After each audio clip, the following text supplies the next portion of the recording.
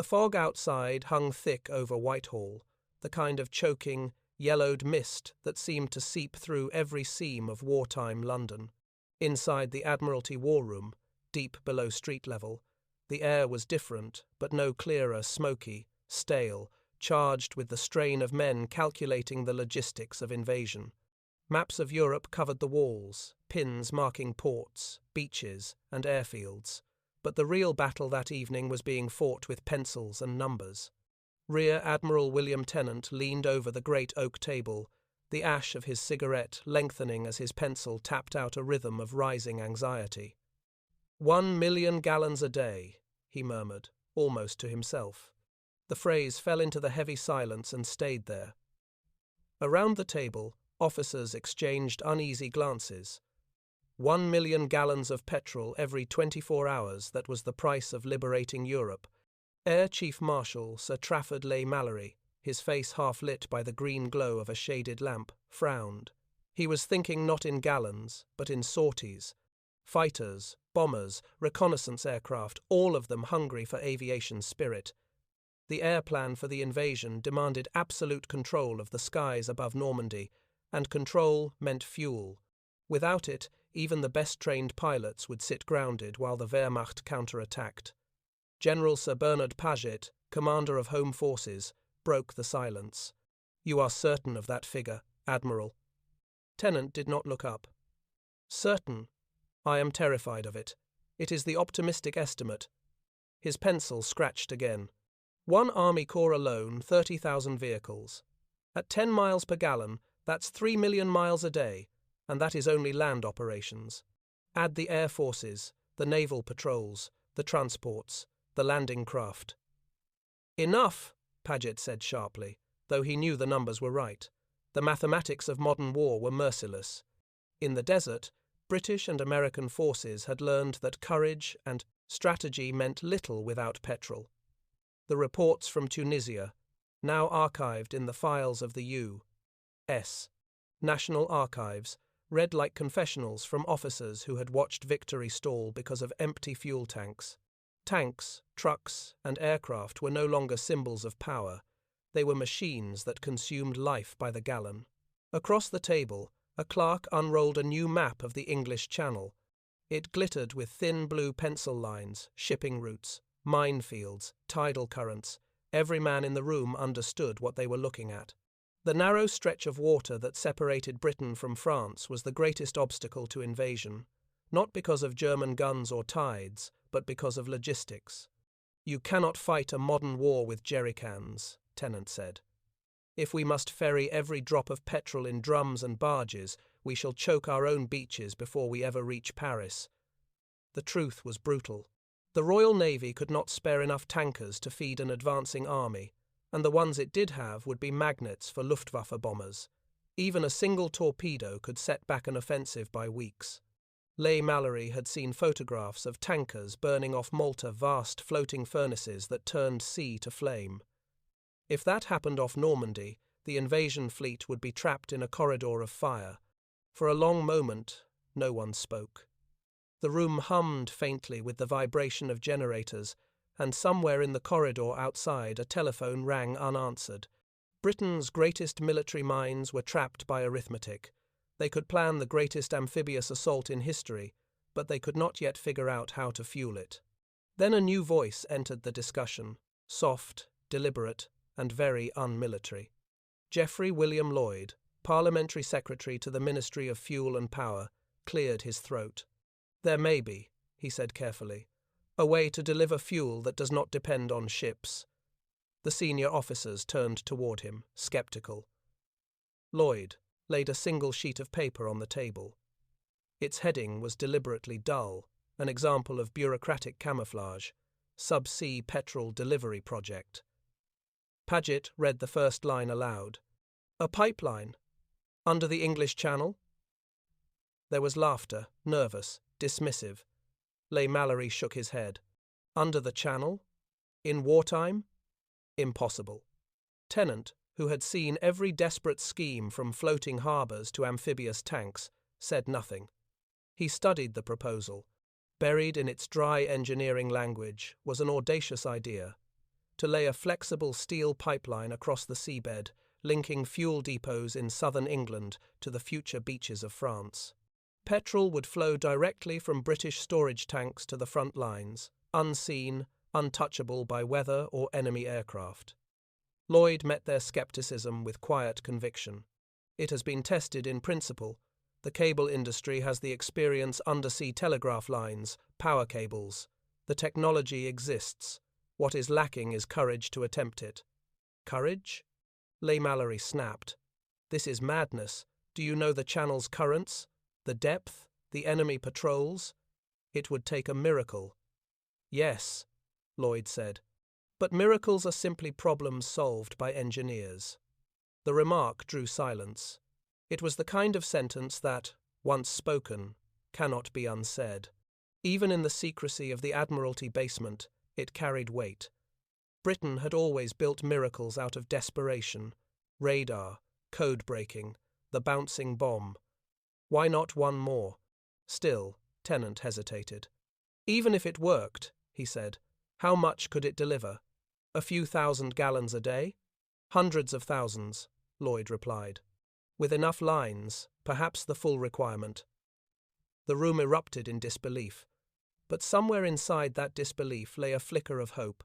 For the first time that night, they were discussing not whether the invasion was possible, but how to make it possible.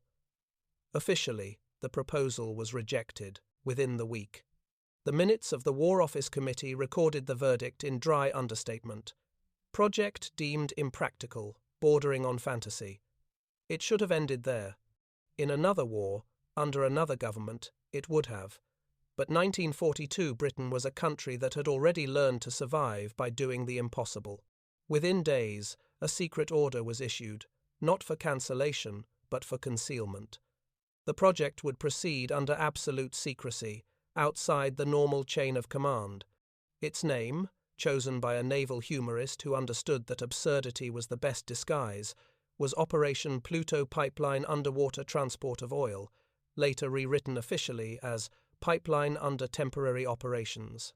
The codename made senior officers smile. The work itself would not. In sheds along the Thames and the Clyde, engineers began experimenting with steel tubing, pressure fittings, and flexible joints.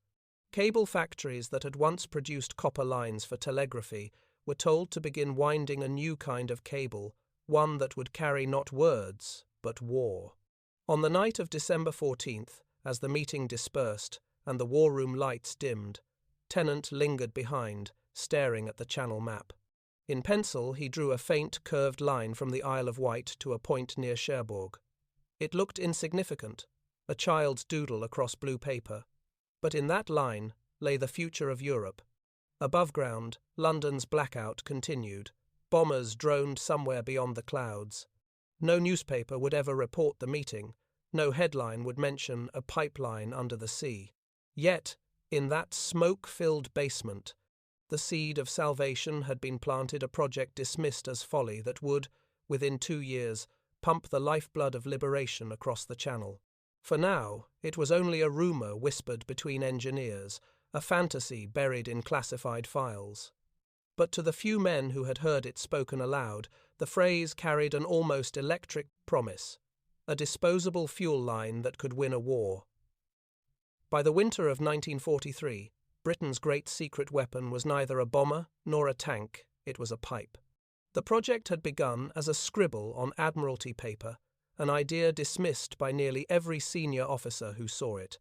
Yet, in the smoke-blackened workshops of wartime Britain, the impossible was already being built.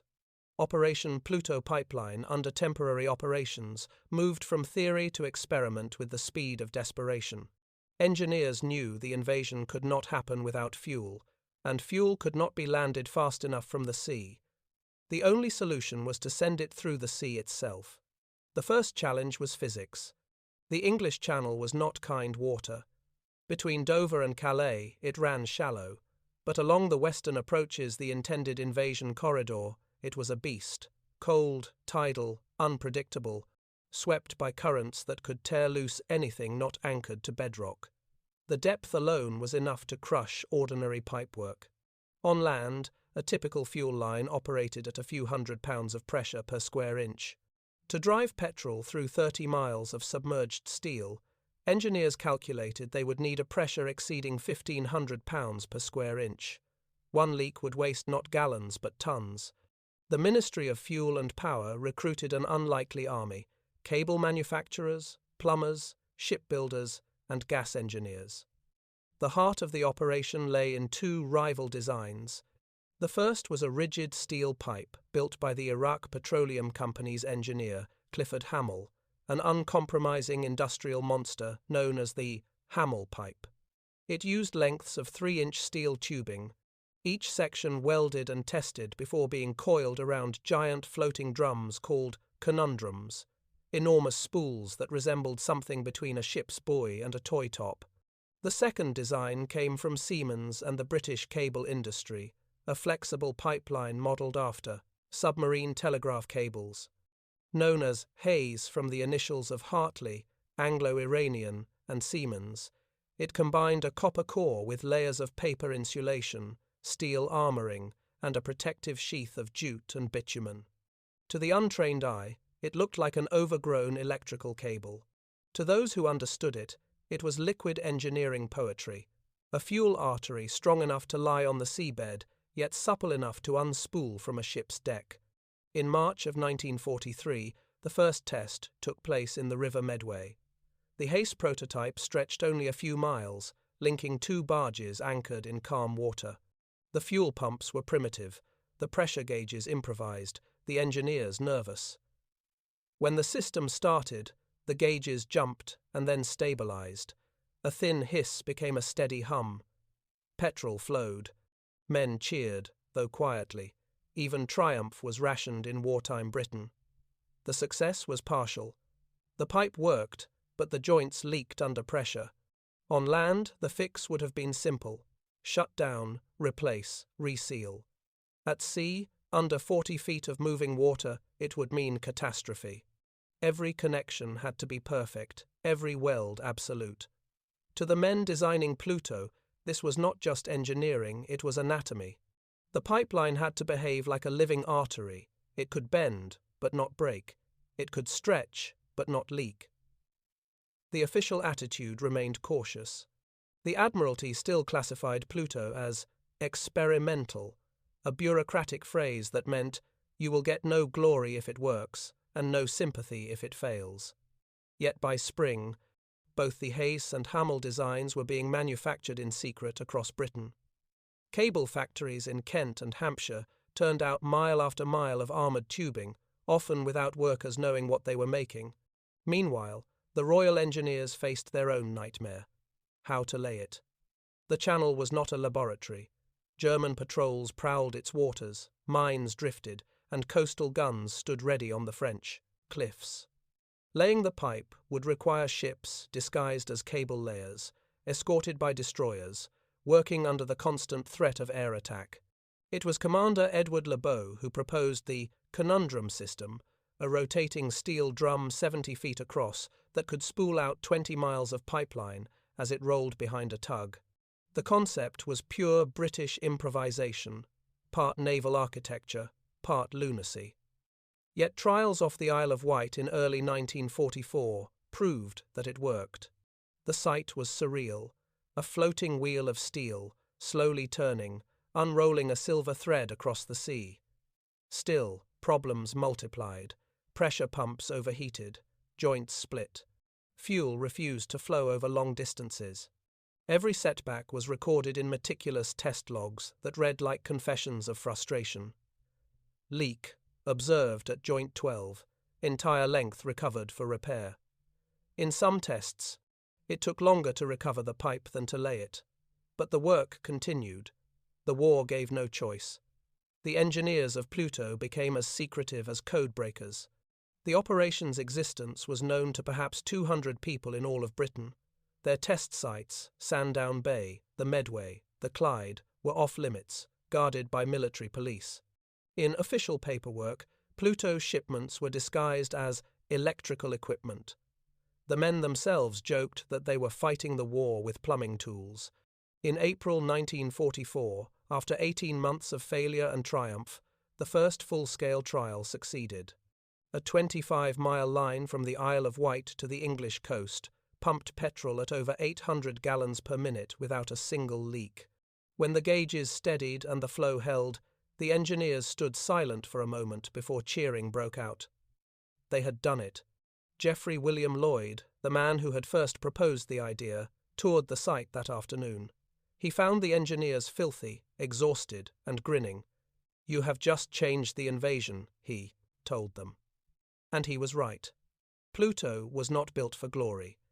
Its purpose was brutally practical to ensure that when British and American troops landed in France, they would not run dry. Every gallon that flowed through those steel veins would mean another tank rolling, another aircraft flying, another mile gained toward Berlin. The irony was that the men who built it could not talk about it. No newspaper would ever print its name, no medals would be awarded for a project that officially did not exist. The only recognition came in the form of a telegram from the Ministry of Supply, written in its usual understatement. "Your pipeline has performed satisfactorily. Continue production." By May of 1944, as Allied armies assembled for Operation Overlord, the factories were working day and night. Miles of pipe coiled like metallic serpents along English docks. Pumping stations were hidden in seaside villages, their engines muffled under camouflage netting. The Channel, once the barrier between Britain and Europe, was about to become a bridge of fuel, a secret artery of war. And somewhere beneath that grey, restless water, engineers imagined the moment when the first petrol would cross from England to France, unseen and unstoppable. What had begun as fantasy was now fact. The pipeline was ready. The invasion would not fail for want of fuel. At dawn on June 6, 1944, the grey light of the English Channel revealed a sight no generation had ever seen before. 5,000 ships and landing craft stretching from horizon to horizon, a moving city of steel and men. The sea itself seemed to heave with machinery. Beneath the thunder of engines and the crash of waves against armoured hulls, another, quieter calculation ruled everything. Fuel. Every ship, tank, truck, jeep, and aircraft in that armada existed on borrowed time, measured not in hours, but in gallons. Each minute a landing craft's engine ran idle, burned precious drops. Each mile, a tank crawled inland, devoured more. Behind the noise and glory of D-Day lay an invisible countdown. If the invasion beaches could not be supplied with petrol in bulk within days, all the courage in the world would have died in a fog of stalled engines and empty tanks. For the first 72 hours, fuel arrived by brute force and human muscle. Barrels, cans, and drums, tens of thousands of them were manhandled off landing craft by exhausted soldiers, rolled across sand, and stacked in chaotic pyramids under enemy fire. The Red Ball Express, that miracle of truck logistics still months in the future, had no existence yet. In the early hours, the fuel supply of the greatest invasion in history depended on soldiers carrying 20-gallon jerrycans, one at a time through surf and gunfire. Reports from the U.S. National Archives list those first days with the cold precision of combat accounting. Fuel landed, Omaha sector, D-Day, approximately 100,000 gallons. Fuel consumed by landing craft and vehicles on beach, 85,000 gallons. The equation was merciless. Gains were being erased as fast as they were delivered. Every jeep that drove up the beach consumed the same petrol needed to bring supplies for the next day. If this continued, the invasion would choke on its own logistics. In the forward command ships, British and American planners stared at fuel tables like priests reading a holy book. They had known this would happen. They had expected chaos, waste, and loss. That was why, months earlier, engineers had been ordered to construct the strangest weapon of the war, a pipeline that could pump petrol under the sea. Its name, still unknown to the soldiers fighting on the beaches, was Operation Pluto. In theory, Pluto would begin operating weeks after D-Day. In practice, necessity has never cared for timetables. As soon as the first artificial harbours, the Mulberries, were assembled off the French coast, naval officers began. demanding bulk fuel. Tanker ships were still vulnerable, their numbers limited.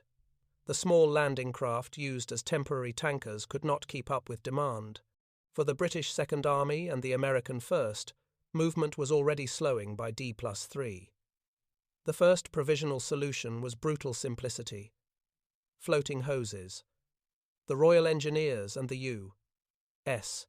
Navy laid temporary pipe from tankers anchored offshore directly to bladders on the beaches. These primitive sea snakes, improvised from spare sections of Pluto cable, delivered their first trickle of fuel by June 10th. It was a beginning, but not enough. The Allied armies advancing inland needed rivers of petrol, not puddles. By the second week, the invasion's entire advance depended on what commanders called the logistic miracle of the beaches. Behind every tank crew and infantry column were men shoveling, hauling, and siphoning. On Omaha, men built makeshift pumping stations from wrecked vehicles, using engines salvaged from destroyed landing craft to drive fuel pumps. The beach itself became a refinery, muddy, chaotic, essential. Even so, the German counterattack loomed. Intelligence intercepted from the captured Japanese 4th Air Group war diary in later years showed that Axis strategists believed the invasion could still be repelled by cutting Allied supply lines, particularly fuel. German generals expected the beaches to collapse under their own consumption by mid-June. What they did not know was that the British engineers had already begun something extraordinary beneath the waves. On June 12th, the first Pluto lines, codenamed Bambi and Dumbo, were ready for trial. One began at the Isle of Wight, the other from Dungeness, each designed to cross the Channel and connect to pumping terminals hidden in France. The ships laying them moved at night, disguised among convoys. To the few who knew their purpose, they were not ships, but veins. At dawn, on June 12th, technicians in Sandown began the first pressure test. The pumps, hidden in concrete bunkers camouflaged as seaside cottages, roared to life. Pressure gauges climbed 500, 800, 1,000 pounds per square inch. Then came the moment of truth. A signal flashed from the far end of the line, where a small pumping unit on the French coast waited. Fuel flowed. In London, the news was recorded with typical understatement. Pipeline operating satisfactorily. Flow established to Cherbourg sector. That single sentence concealed one of the great engineering miracles of the war. For the first time in history, petrol was crossing the English Channel, not in tanks or barrels, but through an invisible artery laid along the seabed.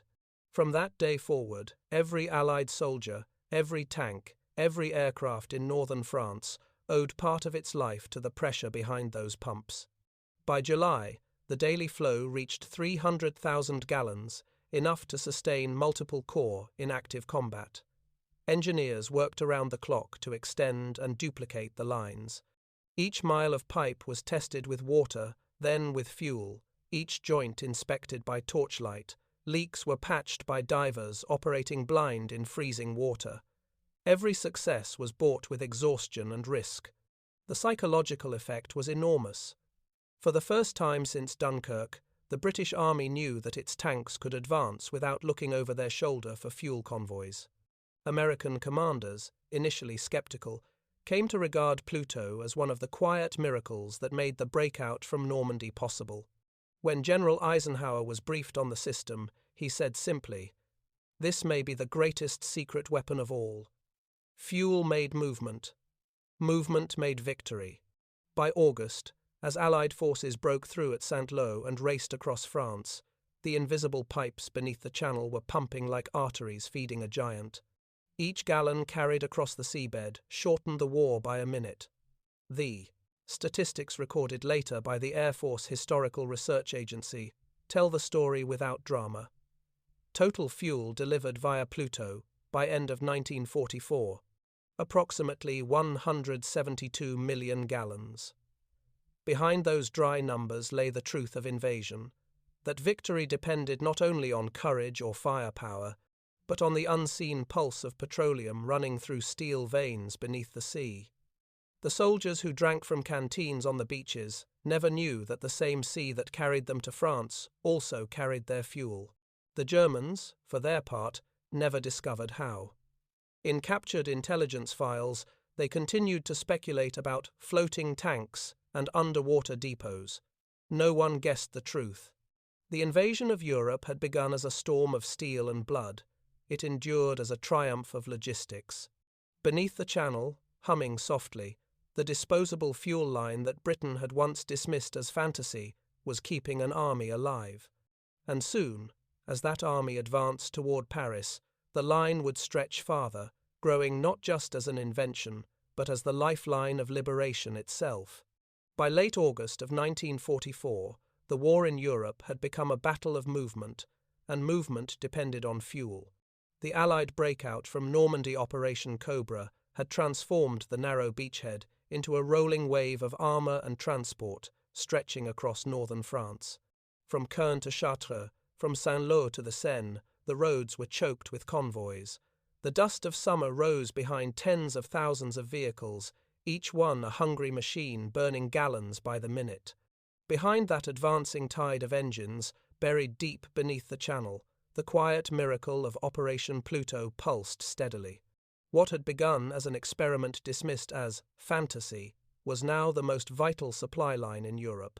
Each 24 hours, millions of gallons of fuel were being pumped from hidden stations in England directly into French storage depots near Cherbourg.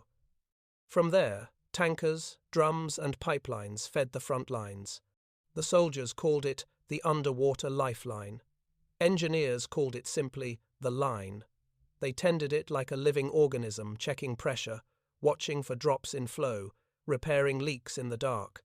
At the main pumping station at Sandown, Isle of Wight, the thunder of engines never ceased. Massive reciprocating pumps, each the size of a locomotive, beat day and night, forcing petrol through miles of coiled steel under enormous pressure. The men who operated them rarely saw daylight. They worked by lamplight, covered in oil and sea salt, keeping the heart of the invasion beating. By September, a second line, the HAIS flexible pipe known as Dumbo, reached Cherbourg. Soon after, a third was laid to Boulogne, then another to Calais. The numbers were astonishing. By autumn, over 500 miles of pipeline had been laid, much of it across hostile waters still patrolled by German submarines and mines. Not one was lost to enemy action. The system expanded inland too. From the coastal depots, the Royal Engineers built a web of overland pipes buried under roads, hidden in hedgerows, crossing rivers on makeshift trestles to feed the fast-moving armies. The network became known as the minor system, though there was nothing minor about it. By the time the Allies crossed into Belgium, over 3,000 miles of pipeline crisscrossed France, linking the ports of Cherbourg, Port-en-Bessin, and Le Havre to forward depots near Paris. The statistics, drawn from the U.S. Strategic Bombing Survey and the British War Office, are staggering in their simplicity. Between June and the end of 1944, Pluto delivered more than 172 million gallons of petrol to Allied forces. By the end of the war, the total reached over 220 million gallons. Each gallon meant another jeep driving, another bomber taxiing, another tank advancing. Yet the engineers who made it possible worked in near anonymity. They were mechanics, welders, and cable hands, men who had once laid telephone lines or repaired gas mains in English towns. Now they fought their war with wrenches and gauges. Their enemy was pressure, corrosion, and the relentless sea. In post-war interviews archived by the National World War II Museum, several of these men recalled their strange battlefield. One, Chief Engineer Harold Blount, described diving in freezing water to seal a leak. It was like operating on a patient while blind. You could feel the pipe trembling with pressure. One mistake, and it would tear loose. We didn't think of glory. We just knew that if the line stopped, the army stopped.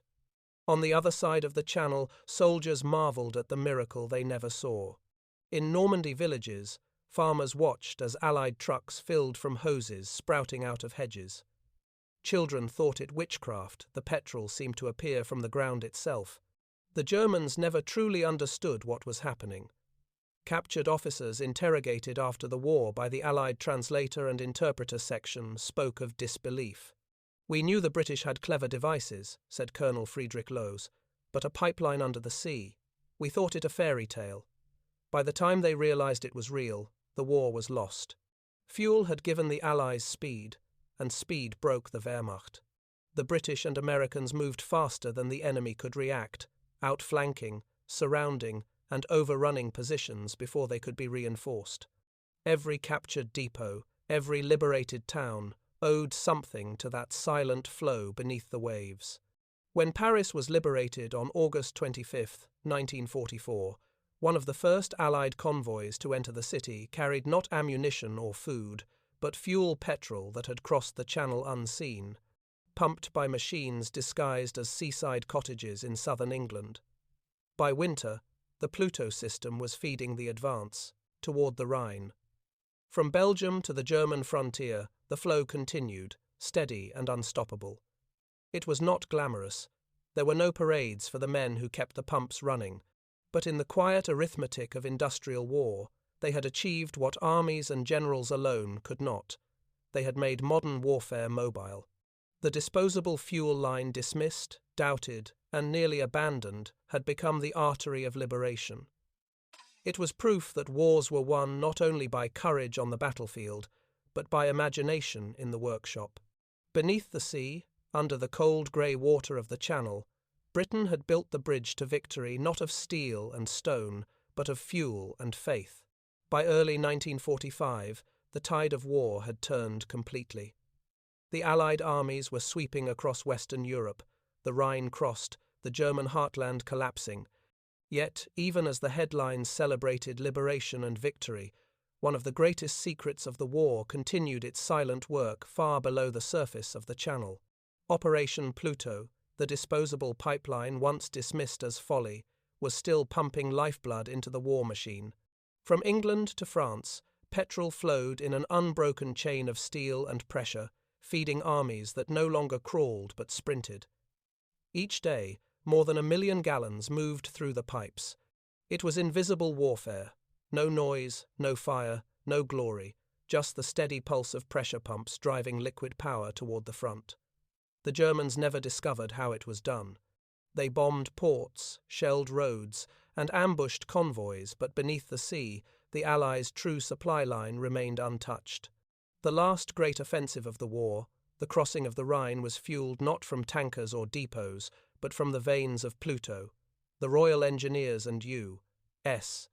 Army petroleum distribution units extended the network across Belgium and into Germany, linking to field pipelines that wound through forests and across rivers. In the ruins of Aachen and Cologne, tank crews filled their vehicles from pumps connected to lines that began on the English coast. It was as though Britain herself reached across the continent to feed her armies. When victory in Europe was declared in May 1945, the engineers finally shut down the pumps. At Sandown, the great engines rumbled to a stop, their flywheels slowing, their gauges falling to zero. For the men who had kept them running for nearly a year, the silence was strange, almost mournful. They had fought their war in grease and darkness, unseen by the public. Few would ever know that without them, the liberation of Europe might have stalled on the beaches of Normandy. After the war, much of Pluto was dismantled. The steel pipes were hauled up from the seabed, cut into lengths, and sold as scrap. Britain was rebuilding, and even triumph was rationed. But some sections were left where they lay, too deep or too tangled to recover. They remain there still, silent fossils of an age when victory was measured in gallons per minute. In 1946, a small team from the U.S. Strategic Bombing Survey visited the remnants of the Pluto system. Their report, later archived in the Air Force Historical Research Agency, called it an engineering achievement without precedent in warfare. They concluded that Pluto had transformed logistics from a constraint into a weapon. It was the quietest weapon of the war, but among the most decisive. Geoffrey William Lloyd, the civil minister who had first proposed the idea, wrote to Prime Minister Winston Churchill after the war, Pluto was never built for glory, but for necessity. It proved that the courage of engineers can equal that of soldiers. Churchill, who had long understood the power of logistics, replied simply, "It was imagination under pressure." The story of Pluto remained classified for years. In the 1950s, as Britain faced new challenges and new wars, its existence was only briefly acknowledged in Parliament. The public, preoccupied with rationing and reconstruction, barely noticed. The world had moved on to nuclear weapons and jet aircraft. Pipelines did not make headlines. But among veterans, those who had marched, flown, and driven across Europe, the memory lingered. They knew that the fuel in their engines had come not from ships or tankers, but from the sea itself. At reunions, old engineers would sometimes trace invisible lines across maps of the Channel, remembering the nights of rain and salt and pressure gauges glowing in the dark. One of them, Sergeant James Haskins, wrote in a letter to the National World War II Museum Archives in 1985, "We were told our line was disposable. They said it would last a few months at best, but it lasted long enough to win a war." In that phrase lay the true legacy of Operation Pluto. It was a creation born of crisis, an idea dismissed, ridiculed, and then quietly executed with relentless determination. It proved that in modern war, imagination and engineering could be as decisive as courage and strategy. The disposable fuel line became the bridge between industry and victory, between a besieged island and a liberated continent. Today, fragments of Pluto still lie buried under the sands of the Isle of Wight and rusting in the waters off Cherbourg. In museums, sections of the pipe stand like relics of another age, black steel wrapped in armor, pitted by salt but still intact. Tourists see only a length of metal. Engineers see a triumph of necessity. For those who understand its story, the lesson endures. Wars are not won by glory alone, but by logistics, the quiet, relentless rhythm of supply. The men who built Pluto did not carry rifles or fly bombers, yet their work ensured that every rifle fired and every bomber flew. They fought a war not of destruction, but of connection. Beneath the cold waters of the Channel, they built the lifeline of freedom. And though the pipes may, now, lie silent, the idea they proved, that imagination under pressure can change the course of history, still echoes through every engine that drives the world forward. In the decades that followed the Second World War, the story of Operation Pluto, the pipeline under the ocean, faded quietly into the background noise of victory. There were parades for the generals, medals for the soldiers, and monuments for the fallen. But there were no statues for the engineers, no memorials for the men who laid steel veins beneath the sea. Their triumph had been invisible by design, hidden under waves and secrecy. And in peacetime, invisibility is the first step to oblivion. Yet among those who had witnessed the war's machinery firsthand, Pluto remained a subject of awe. It represented something rare, a moment when sheer imagination had overcome impossibility. When Britain faced invasion in 1940, the nation's engineers had been ordered to defend the island. By 1944, they had been ordered to extend it literally to France. The technical audacity of the project still defied belief. At the height of the operation, Britain was producing a mile of flexible pipe every hour. Factories in London, Liverpool, and the Midlands had been converted overnight to manufacture the Hayes and Hamel types, the former based on submarine telegraph cable, the latter on high-pressure steel tubing coiled around massive drums called conundrums. Each conundrum weighed over 200 tons when fully loaded and was towed across the Channel behind tugs at 5 knots, unwinding pipe as it went. The National Archives later described the sight. To observers on the shore, it appeared as though the sea itself were being unrolled. When the first fuel reached Cherbourg, few realized the scale of the miracle they had witnessed. The liquid that flowed from those pipes was not just petrol, it was power, compressed into motion. It meant that tanks could drive, planes could fly, and armies could advance without waiting for ships or ports. It meant that the war could continue on the enemy's soil rather than end in stalemate on the beaches. After the war, scientists and historians from both sides of the Atlantic tried to measure the true impact of Pluto. Their conclusions, preserved in the proceedings of the 1962 U.S. Japanese Aviation History Symposium, were unanimous. Without a continuous supply of fuel, the liberation of Europe would have stalled by late 1944. The ports of Cherbourg and Le Havre were too damaged to handle the necessary volume of tankers. Every mile of pipeline laid beneath the channel had bought time and time. In war is the rarest resource of all. The Japanese delegates, veterans of the Pacific Campaign, were particularly struck by the concept. "You fought an industrial war as we never could," one naval officer remarked. "You made the ocean your factory." But in Britain, the memory was already slipping away. By the 1950s, the Cold War demanded new narratives: rockets, jets, nuclear deterrence. Pipelines belonged to an older world, a world of grease and spanners. The engineers who had made it work returned to civilian life, repairing gas lines or teaching apprentices, their wartime achievements reduced to a line or two in local newspapers. One of the few who refused to let the memory die was Commander Arthur Hartley, the chief engineer of the Anglo-Iranian Oil Company, who had designed the original HAIS cable. In his post-war memoirs, he wrote, "We were told to make the impossible work, and we did, but we were told never to talk about it. Perhaps that was the price of success." For years, even Hartley's name remained obscure. Only in the late 1970s did historians begin to rediscover the story, piecing it together from declassified files and veterans' recollections. The National Archives released a flood of technical diagrams, handwritten memos, and test reports records that revealed just how experimental the project had been. One note, marked "Most Secret," contained a simple phrase that summed up the entire spirit of Pluto: "If it leaks, we fix it. If it breaks, we build another." By then, most of the men who had lived those nights of welding and pressure testing were old or gone, but their legacy endured in ways even they could not have imagined. The technology of Pluto laid the foundation for the post-war oil infrastructure that would power Europe's recovery. The same techniques of flexible undersea pipelaying would one day be used to connect continents with data cables and natural gas lines. The disposable fuel line had become the ancestor of a connected world. At a veterans' gathering in 1985 in Portsmouth, engineers and soldiers stood together for the first public commemoration of Operation Pluto.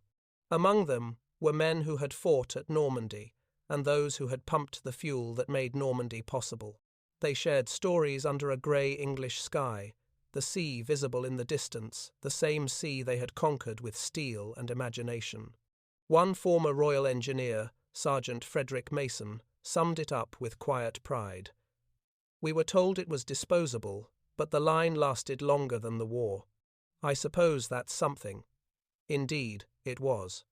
For the story of Pluto was never merely about engineering. It was about the mindset that built it, the belief that problems were meant to be solved, not feared. In an age of total war, when every resource and every mind had to be mobilized, the disposable fuel line became a symbol of national will. It proved that the strength of a nation could flow not only from its armies, but from its inventors, builders, and dreamers. Today, remnants of the pipeline still rest on the seabed between England and France, their steel shells encrusted with coral and barnacles, silent but enduring. Divers who have found them describe them with reverence, as if touching the bones of a sleeping giant. They are the last physical traces of a time when necessity forced genius, when men turned the ocean into an artery of war. At the Pluto Museum in Sandown, Isle of Wight, a section of the original pipe stands on display, its layers of lead, steel, and rubber exposed like the cross-section of a human vein. Beneath it is a small bronze plaque, engraved with a single line: "Through this pipe flowed the fuel of freedom." That line, simple and unadorned, says what no grand speech ever could. Operation Pluto was the triumph of practicality over despair, of invention over impossibility. It was Britain's quiet miracle, forgotten by many, but remembered by history every time the engines of liberty turn.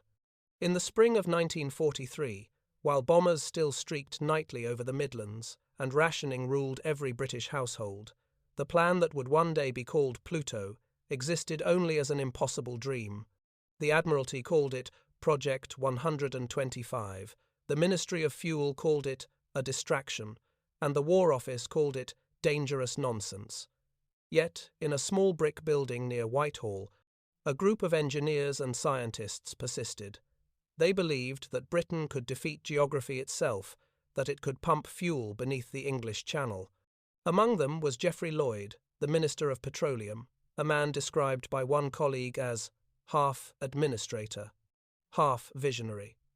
It was Lloyd who first proposed the idea in a meeting of the combined Chiefs of Staff in December 1942, when the logistics of a European invasion were still theoretical. He had run the numbers. To sustain a landing force of 1 million men, Britain would need to deliver over 3 million gallons of fuel every day.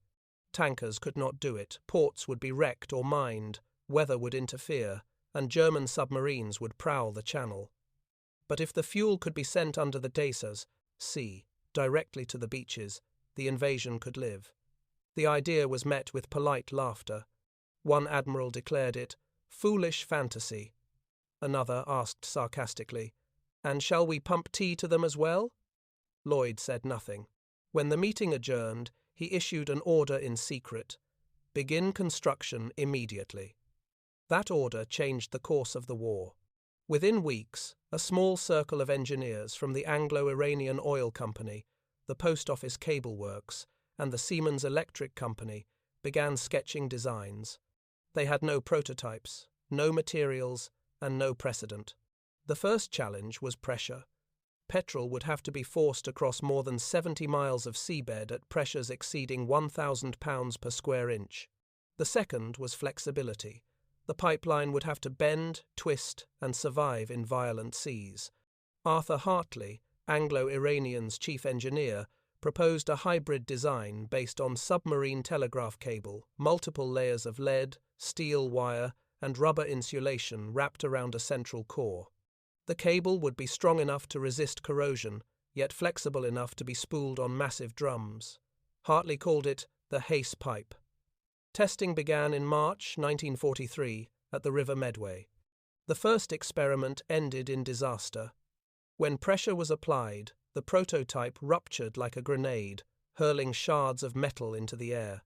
Witnesses recalled the smell of burnt rubber and petrol drifting over the river. But failure did not stop them. It defined them. They learned, adjusted, and built again. By summer, 2 distinct designs had emerged. The HAIS, named for Hartley, the Anglo-Iranian Oil Company, and Siemens, would use a flexible lead core ideal for shallow water. The second, the Hamel pipe, named after engineers Hammack and Ellis, was rigid steel tubing joined by high-pressure couplings, intended for deep-sea deployment. Both would be tested relentlessly, from Scottish locks to coastal shallows in the Thyrsis, Isle of Wight. Every test revealed new dangers.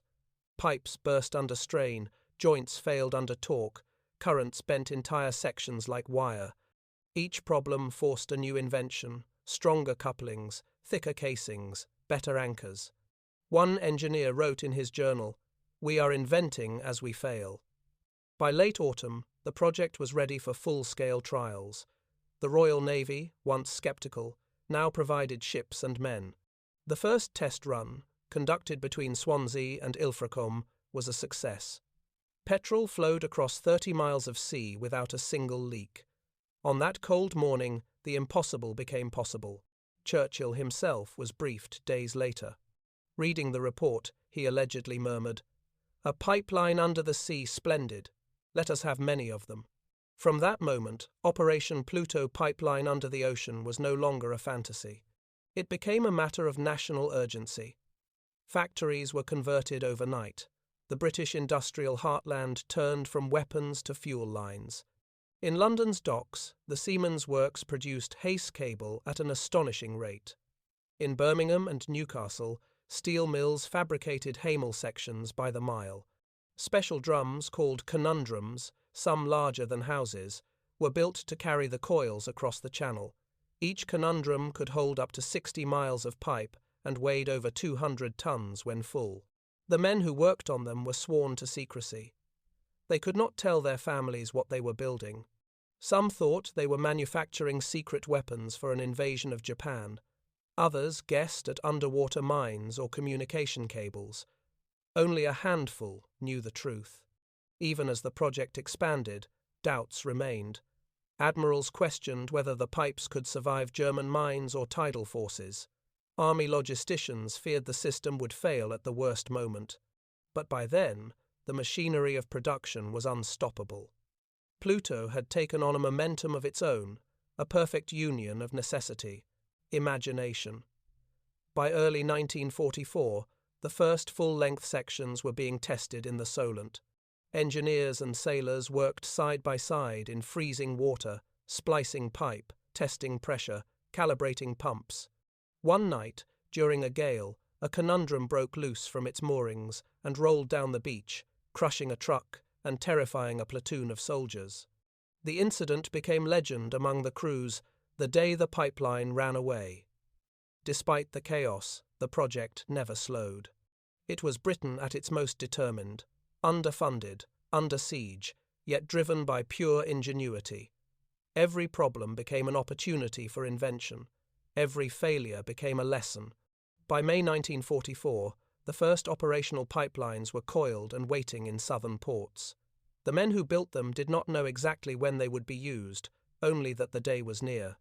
They stood ready as D-Day approached, their work hidden beneath tarps and secrecy. When the order finally came, there were no speeches, no flags, no music, only the low hum of diesel engines as the conundrums began to turn, unspooling steel arteries into the grey waters of the Channel. The impossible had become real. Britain, the island fortress that had once fought alone, was now reaching across the sea not with ships or soldiers, but with imagination made metal.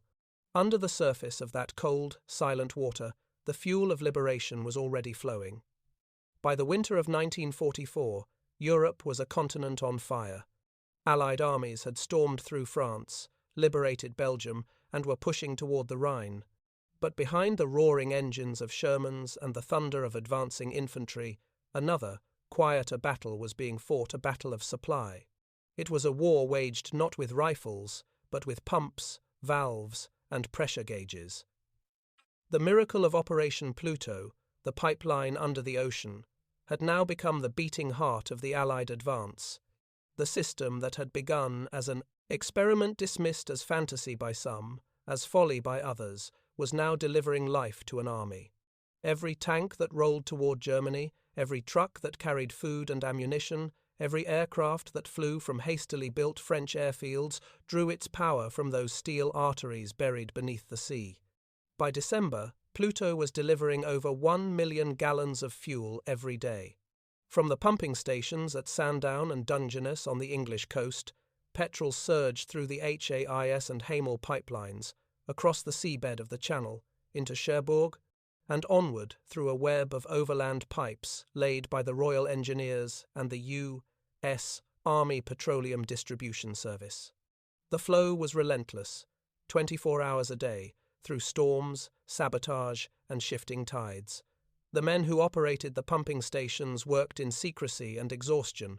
Many were civilian engineers, drafted into service pipe fitters, refinery workers, machinists, ordinary men performing extraordinary duty.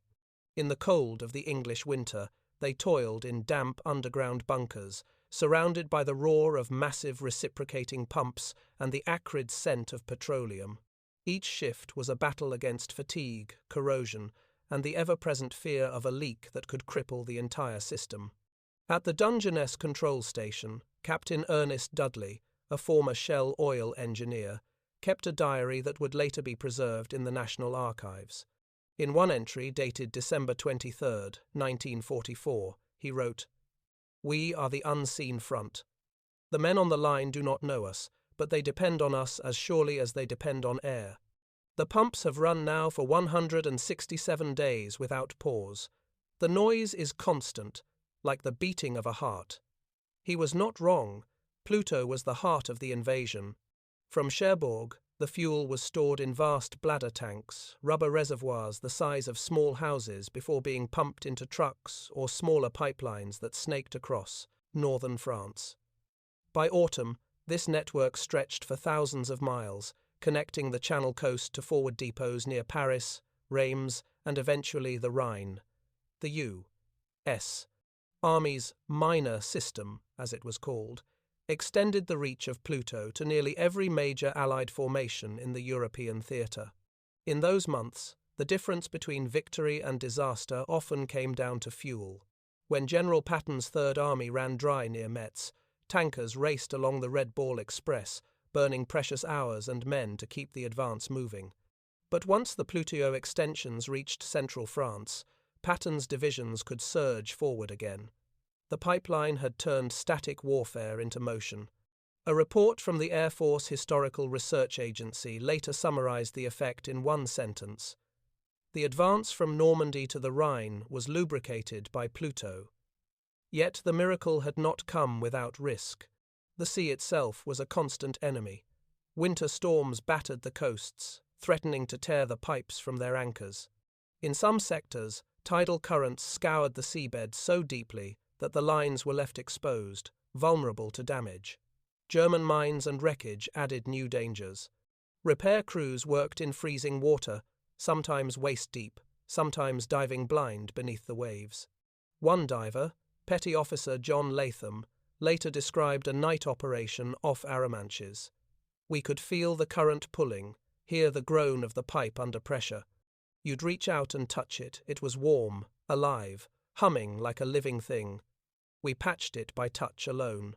When we came up, the moon was bright, and we could see the fuel slick shining on the water. That's when we knew it was working. The Germans never discovered the secret. Their intelligence reports through early 1945 still speculated that the Allies were refueling through captured ports or floating tankers.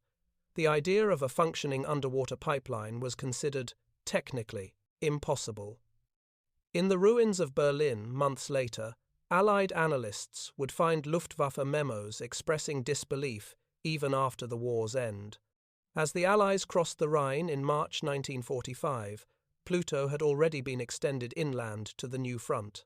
From the beaches of Normandy to the edge of Germany, over 3,000 miles of pipe now carried the liquid energy of liberation. By then, the war was nearly over, but the engineers kept the pumps running until the final shots were fired. In April, as Berlin burned, the pipes beneath the channel still hummed with pressure, sending their final flows of fuel to the advancing armies. When victory came on May 8, 1945, the order went out: cease pumping. The silence that followed was strange and heavy. The men at the stations stood listening to engines that had not stopped for nearly a year.